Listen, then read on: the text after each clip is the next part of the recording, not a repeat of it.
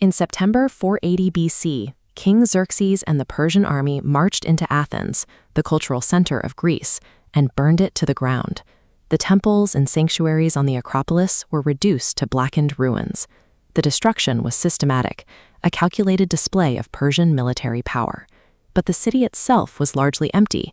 Knowing the invasion was coming, the surviving Athenian citizens and soldiers had already evacuated across the water to a nearby rocky island called Salamis.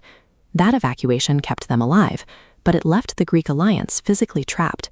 Their backs were quite literally against the sea, while a hostile occupation force held their homeland. They couldn't run. Retreating any further south into the Peloponnese meant abandoning the allied cities one by one. The fragile Greek coalition would fracture, and their civilization would be picked apart until nothing remained.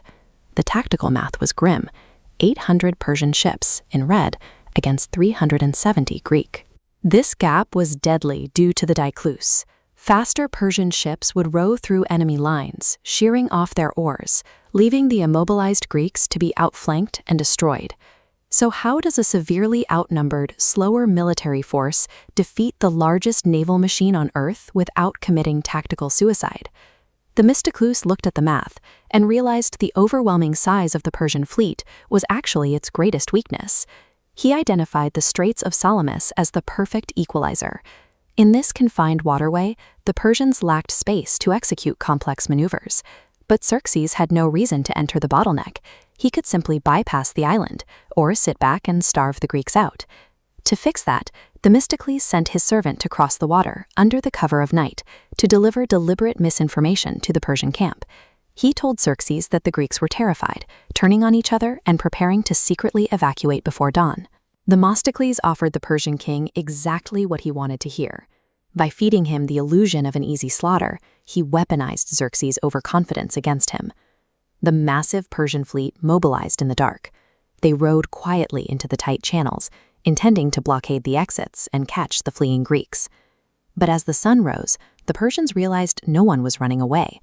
Instead, they heard the heavy, rhythmic sound of the Greeks singing their battle hymns, lined up and ready to fight. As thousands of Persian oarsmen funneled into the cramped waters, their sheer numbers worked against them. Ships lost their spacing, collided with each other, and broke formation, creating a massive nautical traffic jam. The Greeks capitalized on the chaos. They drove the heavy bronze rams of their triremes straight into the disorganized Persian hulls.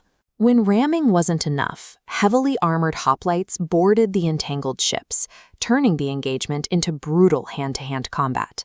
Perched on a throne on Mount Agaleo, King Xerxes watched helplessly as his fleet was systematically split in two, trapped and torn apart.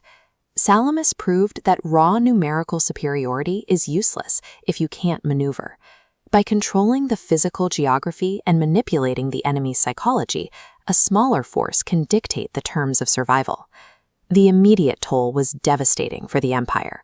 The Persians lost between 200 and 300 ships, crippling their naval capacity for the rest of the campaign. That loss triggered a strategic panic. Terrified that the Greek navy would now sail north, destroy his pontoon bridges across the Hellespont, and trap him on the European continent, Xerxes abandoned the invasion and retreated to Asia. The victory had an impact that went beyond the battlefield. Before the invasion, wealthy Athenians actually admired Persian culture, often emulating their fashion and art as a sign of status. But the trauma of seeing Athens burn, followed by the desperate survival at Salamis, ended that admiration. From then on, the Greeks viewed the Persians through a lens of deeply ingrained cultural animosity, solidifying the barbarian stereotype in the Greek mind. The victory at Salamis secured the Greek mainland. By physically removing the Persian threat, Themistocles' trap provided the security needed for Athens to rebuild its ruins into the monuments we see today, establishing the foundation for the city's dominant political and cultural golden age.